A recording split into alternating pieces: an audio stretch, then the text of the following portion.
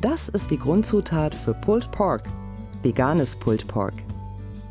Die Banane bringt fast alles mit, was man für dieses Gericht braucht. Eine geniale Schale.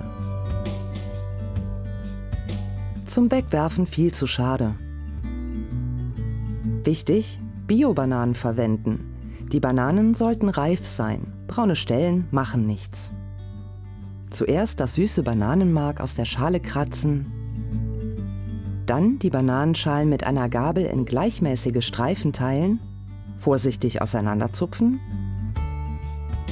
und dritteln.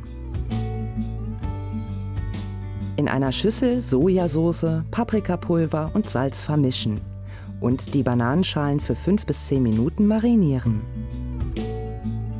In einer Pfanne etwas Olivenöl, gewürfelte Paprika, Zwiebeln und je nach Geschmack Lauch und Knoblauch anschwitzen. Mit Paprikapulver würzen.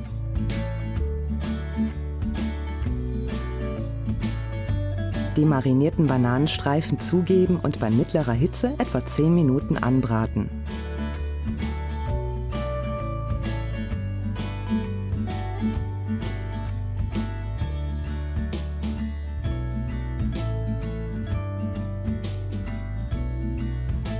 Die krossen Streifen auf einen Burger-Bun geben.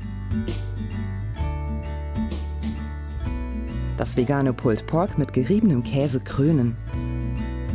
Und den veganen Pulled Pork Burger genießen.